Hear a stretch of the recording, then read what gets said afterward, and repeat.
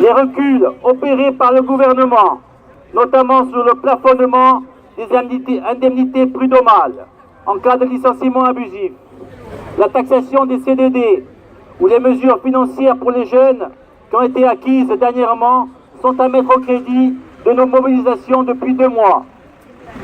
Les salariés, les chômeurs, comme les retraités, voient bien et mesurent chaque jour les dégâts des réformes menées aussi bien par le gouvernement Sarkozy qu'avec celui de Hollande. Les réformes des retraites conduisent aujourd'hui des milliers de travailleurs de plus de 60 ans vers les minima sociaux. Les réformes de la Sécu privent des millions de Français d'accès aux soins car non ou mal pris en charge. Ouais. La libéralisation des services publics imposés par la Commission européenne, comme pour l'électricité, justement, ont conduit au doublement des prix de l'énergie dans le pays depuis 10 ans. Et on pourrait multiplier les exemples de ces pseudo-réformes qui ne font que creuser les inégalités au profit d'une minorité qui continue d'accumuler les richesses. Toutes les lois sur le travail, répondant aux souhaits du MEDEF, baisse des cotisations, rupture conventionnelle, travail du dimanche, CICE et j'en passe, coûtent chaque année des dizaines de milliards d'euros sans aucun résultat, si ce n'est vider les caisses de l'État, de nos poches et aussi celles des collectivités locales. Patronat, gouvernement et médias nous présentent ces choix libéraux de casse sociale comme des choix de bon sens pour soi-disant préparer et mieux affronter l'avenir et la mondialisation. Mais malgré tout ce matraquage tendant à nous faire accepter tous ces sacrifices, la résistance s'organise. Cette résistance prend diverses formes qui ont toutes pour objectif de faire grandir l'idée que l'on peut faire autrement. Que ce soit des simples citoyens qui se réunissent avec les nuits debout, des travailleurs intermittents qui occupent des lieux, des théâtres pour dénoncer leur statut précaire et la remise en cause de leur indemnité chômage. Toutes ces formes de lutte, ensemble, aident à faire grandir l'espoir et à battre en brèche les thèses libérales de culpabilisation et de sacrifice toujours plus lourds. Depuis que le mouvement contre la loi travail est dans le paysage, donc depuis 2 mois, combien de luttes et d'initiatives se construisent à travers le pays, prenant racine dans les problèmes rencontrés dans les services et les entreprises. En Corse, aussi, malgré certains enfumages institutionnels, eh bien les luttes se développent. À Saint-Florent, par exemple, hier, les agents de mairie se sont mobilisés contre des violences pratiquées par la hiérarchie avec un élu du personnel qui a été frappé. Et ils ont obtenu victoire de la mise à pied justement de l'agresseur.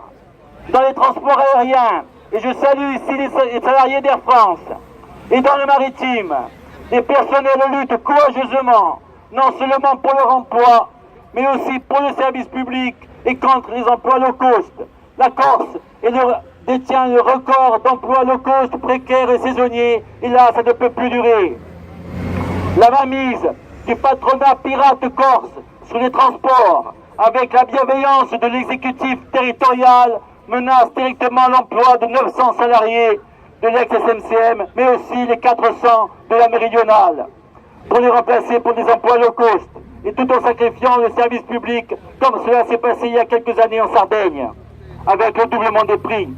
Dans la santé aussi bien à Bastia qu'à Ajaccio, les agents hospitaliers et la population exigent avec force des moyens pour des soins de qualité en Corse.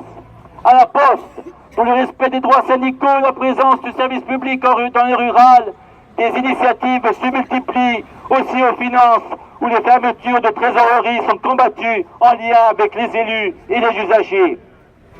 Mais il y a encore beaucoup d'endroits en Corse où la terreur, oui je dis bien la terreur patronale règne en maître, où les droits élémentaires du travail sont bafoués. Cette période de lutte actuelle contre la loi travail, dont nous demandons le retrait, doit aussi permettre de renforcer les solidarités et permettre aux salariés de se syndiquer comme ils le veulent, de s'organiser pour relever la tête et avoir une vie normale. Le tout permettant de gagner le débat d'idées afin d'imposer un autre partage des richesses, l'augmentation des salaires et la réduction du travail à 32 heures. La dernière enquête de l'INSEE en Corse a montré que la vie chère est bien une réalité qui s'aggrave. L'écart avec le continent s'est même accentué depuis 2010, malgré la présence de grandes surfaces. Pourtant, l'État accorde chaque année en Corse 300 millions de réduction de TVA aux entreprises, qui bénéficient aussi de mesures spécifiques d'allègement d'impôts et de cotisations sociales. Pour quel résultat? Non seulement cet argent est capté par une minorité patronale qui a la main mise sur l'économie de l'île, mais en plus, en pratiquant des politiques de bas salaire et de précarité, accentue le phénomène de vie chère en Corse. On comprend pourquoi ce même patronat et ceux qui le servent, qui sont responsables de cette situation, fait le débat et préfère parler de réformes institutionnelles pour avoir les mains libres pour leurs basses besognes. Aujourd'hui, nous sommes à la 5e journée de mobilisation contre la loi travail. Dans quelques jours, devrait débuter le débat au Parlement. Il faut continuer la lutte sous toutes les formes pour empêcher ces mesures de casse sociale de s'appliquer et au contraire, imposer un code du travail et des statuts du XXIe siècle avec plus de garanties et faisant reculer la précarité et la peur du lendemain.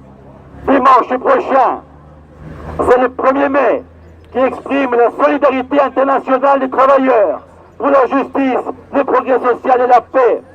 À l'heure où la mondialisation capitaliste tente de régner en maître sur la planète, cette journée du 1er mai revêt également une importance majeure. Alors, plus que jamais, on ne lâche rien et on se retrouve encore plus nombreux dimanche à 10h au palais de justice pour défiler avec le muguet du porte-bonheur pour de nouvelles conquêtes sociales.